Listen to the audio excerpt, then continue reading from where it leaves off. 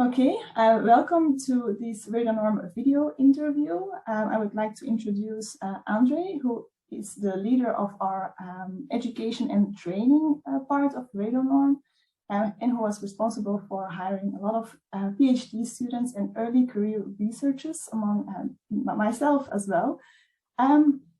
So Andrzej, why do you think it is important to involve PhD students in a project like this? Let me just also say hello and thanks for the introduction. Yes, so why is it important? Because we need expertise. We need experts, future experts in radiological protection. And we have to maintain a high capacity. And what is important to realize also is that we are not going to solve the problem of health risks associated with radiation exposure, at least with low doses. There will always be questions. So we have to maintain a steady level of capacity. And so it's really great that we can have so many young researchers in RadoNorm.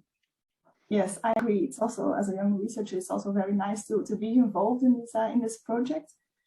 So we are all in different fields of study. We have biology, medicine, physics, but also social science. How do you think the collaboration between all these different fields adds to the RadoNorm project? Yeah, well, radiation research is a very interdisciplinary branch of science. So we, in order to understand the complete picture, we need experts in different fields, and they need to talk to each other. They need to see which way to go, and they need to learn to communicate to each other. So I think, again, RadoNorm is an excellent example for a very, very promising, we are at the beginning, still a very promising project. So you're not only in charge of the education and training side, but you're also doing research yourself. Can you tell us a bit more about this?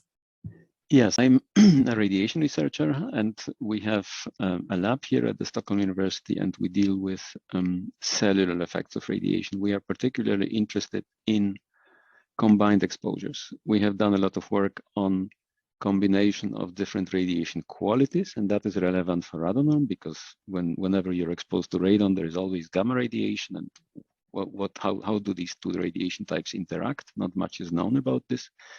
But of course, our main task in RadoNorm is to see or to understand the interaction of radiation of radon with cigarette smoking.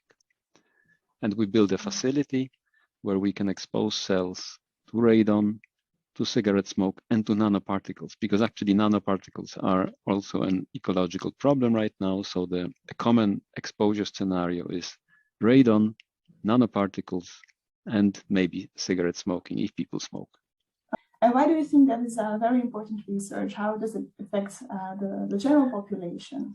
Yeah, well, we know from epidemiological studies that there is a potentiation effect of smoking on radon-induced lung cancer, or you can turn it around and say, well, radon potentiates the lung cancer risk of smokers. Whichever way, we know that beyond doubt that this is the case, but we don't understand the mechanisms. It's actually quite interesting that we still don't understand how does it happen? How does cigarette smoke interact with radon? And we need to understand the mechanisms if we really want to fully, for a full appraisal of the level of risk, we have to know the mechanisms. So yes. That is why I think that this part of RadoNorm is very important. I'm currently on the radon health communication side, so more social science, and I'm currently studying the communication campaigns. And recent research shows that if non-smokers are exposed to information about the combined risk of radon and cigarette smoking, that they feel it is less relevant to them. What do you think about this? I am aware of this study. It's interesting. Whether it is applicable generally, I don't know. My guess would be that it depends a lot on the education level of the responders. But risk communication is very important. It's a very important aspect of radiation protection. So I'm really happy that you guys are on board of RadoNorm. I mean, a big challenge is how to communicate, of course, our knowledge, which is very complicated, to laymen so that they understand it. And it's very important, I think, when you communicate, it's important to build up trust between you and the responders. Otherwise, they will not believe you, whatever you tell them. It's extremely important, and I'm really happy that you guys are on board.